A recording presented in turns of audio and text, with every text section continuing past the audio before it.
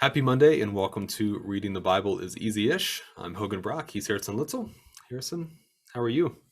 I'm pretty good. I had a day at work today. I work in an office now with a distinct lack of arts and craft supplies, and so yeah, it's a different place to be, but it was good. It was good. How about you? How was your day? Yeah, well, I told you before the podcast that I was going to the hospital today, and you jumped a little bit, but then you remembered I do work at a hospital. So, yeah, that was my day. Yeah. Kind of a back and forth day, but a day at a hospital for sure. So, yeah, I'm curious before we get rolling here. Second Kings is where we're going to be today.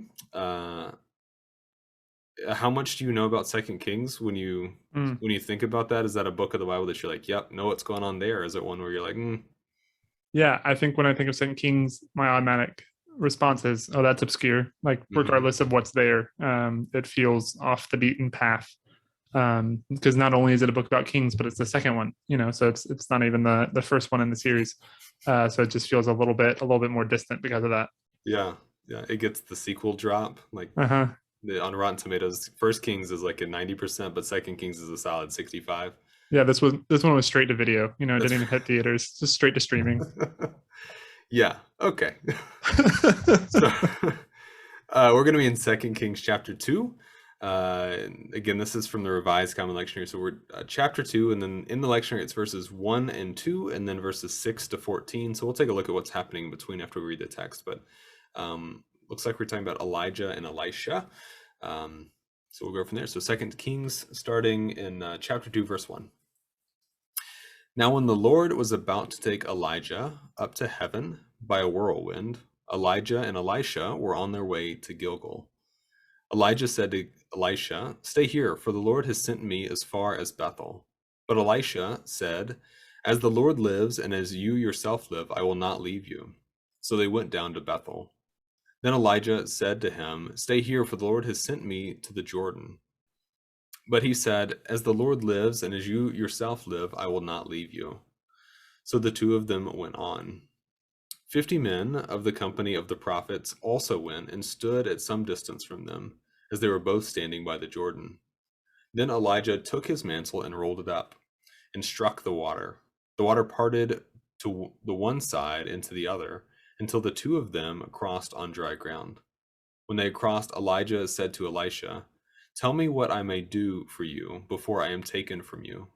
Elisha said, "Please let me inherit a double share of your spirit." He responded, "You have asked a hard thing. Yet, if you see me as I am being taken from you, it will be granted you. If not, it will not." As they continued walking and talking, a chariot of fire and horses of fire separated the two of them, and Elijah ascended in a whirlwind into heaven. Elisha kept watching and crying out, "Father, Father, the chariots of Israel and its horsemen." But when he could no longer see them, he grasped his own clothes and tore them into two pieces. He picked up the mantle of Elijah that had fallen from him and went back and stood on the bank of the Jordan. He took the mantle of Elijah that had fallen from him and struck the water, saying, "Where is the Lord, the God of Elijah?" When he had struck the water parted to the one side and to the other, and Elisha went over. Is this a story that's familiar to you? I mean, a little bit. I remember Elijah being taken up into heaven. I was Mhm. gonna share. I remember always struggling with who was who, Elijah and Elisha, and the way that I finally kind of got it down was that Elijah comes first alphabetically, and he's the Mhm. older one. That's how I always keep it straight. But I remember that, and sticking with our theme before you read of this being a deeper cut, it does just feel like, I don't know, this there's something different about the tone of this story. The miracles here don't seem as grand. They seem just kind of understated. And that might be because of my lack of familiarity with the story, that it's not something I engage with regularly. Um, but there's some significant things going on here, but it feels understated in the story. What about you? Yeah, so this was always one of those Bible trivia things that people Mm, would ask, like, who are the people, like, oldest people to ever live in the Bible, that sort of thing. hmm Like, Methuselah was one, but then people would be like, "Oh, but Elijah, like, he never died. He just got taken up." So that was the thing that I remember, like, my great grandfather talking about. So I'm familiar in that way. Um, Yeah, there's I was stumbling over my words a bit, I guess, but I'm thinking about there's a movie presentation that people do as a part of CP, the CP unit I'm doing. Hmm. And they're addressing it from like a grief perspective, but the perspective that I like to use is like a doing like film study, right? So like, okay, like why did the director choose to like linger on this shot for a moment, or Mm, what's happening on this actor's face? And this is a passage that like if I take that approach, I'm so unsure of why we get details of some of this stuff. Um, I'm looking at the text that gets skipped over here, right, which mm, is verses 3 to 5, and it's just a repetition of Elijah saying, like, "The Lord has sent me as far as, or sent me to these different places." Jericho is one that gets missed, and then Elisha responding with that same repetition. Um, and I'm just not sure what's going on here, right? Like, it's obviously that the mantle, like literal mantle, mm. is being passed from one to the other. Um, yeah, and again, like we talked about a couple of weeks ago, the miracle just kind of feels functional here. Uh, Yeah. I'm not sure why it happens other than just fulfill a narrative purpose, if that makes sense. Yeah. I feel like a lot of the time, a lot of the stories that we read in the Old Testament, right, are in Genesis, and then we spend a lot of time with Moses, and then we kind of skip over a bit until we land with David, and we spend a considerable amount of time with him. Hmm. And I just feel like this narrative doesn't get the attention that those other stories do, because it does feel like, talking about why does the director linger here? Why does the author choose to spend so much time here? This feels significant. This passage of the role from Elijah to Elisha is significant to the author and presumably the readers as well. But for us reading it now, it's like, oh, okay, this an understated miracle, and just kind of moving on with the story. And it makes me think about the ways in which our own readings have an impact on the text, right? We don't spend a lot of time here, so it doesn't feel significant. Whereas if this was a story in another part of the scripture, it might feel much more significant because we had spent more time there and there is more focus there. That might not be a function of the text, but rather of us reading the text. Yeah, for sure. I'm looking through the next couple of chapters here, and right, like where we go from here is just Elisha doing a bunch of stuff. So Mm-hmm. Elisha performs these miracles and speaks to a king, and um, seems to play like a pivotal role in what's happening in the narrative of the text. And so, yeah, like my lack of familiarity with Elisha, because I guess I'm more familiar with the first hero from the first movie, Elijah, certainly lends itself to that. Yeah. And yeah, because we're about to the end of this chapter is where Elisha calls the bear onto the young boys, right? Like he's Hmm. walking through the city, and the kids say, "Go away, bald head! Go away, bald head!" And he calls down two she bears, and they maul 42 boys, and then he just travels on. Hmm. And I feel like maybe that's why we don't spend a lot of time here, because that's not really a pulpit story or a children's lesson story. Like it kind of misses both of those, both those times. Yeah, yeah, yeah. That's a story that I can't say I've heard before. Hmm. Go away, bald head, go. Yeah, and then getting bears called on children. Uh, the other thing that surprised me in this text a little bit, I always think about these characters, these prophets, as kind of being kind of solo acts, or just Hmm. Elijah and Elisha. Right? It's a pair, right? But we get this line that says there are 50 of the prophets, 50 men of the prophets following, or something like that, that stand a distance away, Yeah. which is an interesting reminder, I guess, or maybe a point to like this is a community like led by someone or represented by someone, and not necessarily just one guy doing something in the desert. Is that something you're familiar with, like a school of a prophet or something like that?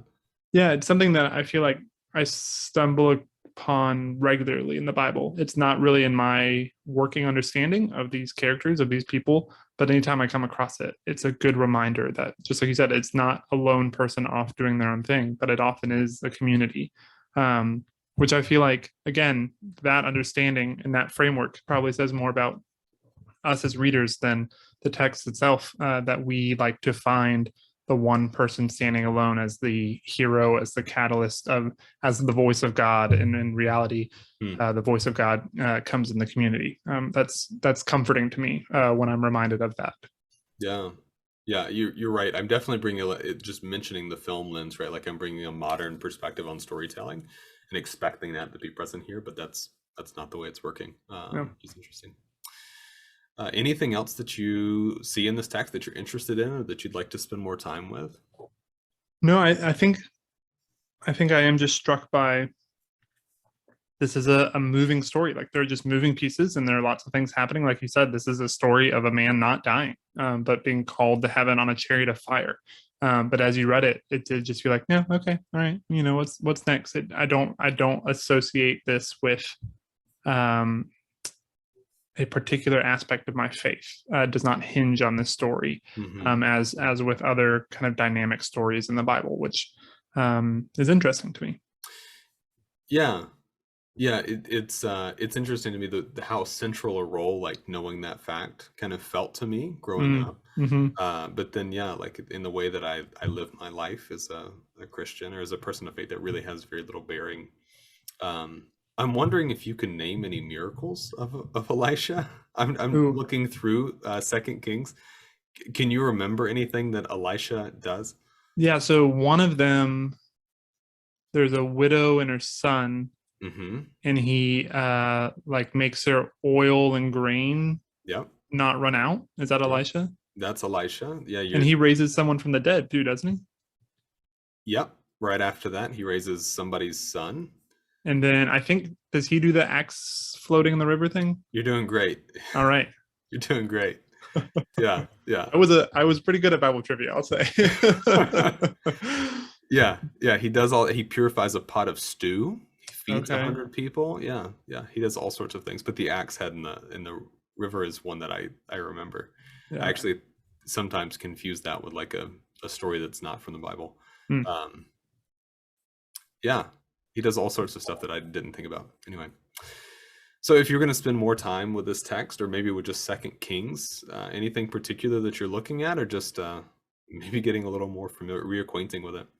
Yeah. So I think I'm going to zoom out even a little bit more than that and just say, I mean, this conversation we're having now of the weird Bible trivia that we Hmm. remember from our childhoods and, growing up in the church, but how does it impact our faith now and the way that we interact in the world? And that's something that I do a lot of work on, right? That's kind of what my career is talking about pedagogy with children in church and how that works. And so I think I'm going to use this as kind of thinking about that a little bit more. And when we think about Sunday school and when we think about passing on knowledge of the Bible, what is the value there? What should we be focusing on, and how should we be doing that? Yeah, yeah. I this is a text that I'm just going to leave, All to right. be quite frank. Yeah, yeah, yeah. This is not a place that I'm interested in exploring more, and I think that's okay sometimes. So. Yeah. Before we go, can I share a piece of non-Bible trivia with you that is new and gonna be a big deal, I feel like? Yeah. Do it. Yeah, so Canada, what countries have a land border with Canada? Okay. The United States, Mm-hmm. a land border with Canada. Yeah. I mean, I feel like there's probably something going on with like Denmark or something because they've got Greenland. Oh, okay. So yeah, so there's not a land border with Greenland right now, Uh, but there's an Arctic rock, like okay. unoccupied in the ocean between Greenland and Canada, and they are signing an agreement. It's been in dispute since the 50s. That's right. Yeah, they're signing Because an agreement they to split the island in half. Yeah. they I think like the countries trade off leaving bottles of alcohol there. Yeah, yeah, yeah. Yeah. Denmark leaves schnapps, and Yeah. Canada leaves some sort of Whiskey. it's like whiskey. Yeah, Yeah. yeah, yeah. Cool. So So it's that becoming official. I'm Denmark glad will that's have a finally land being border with settled.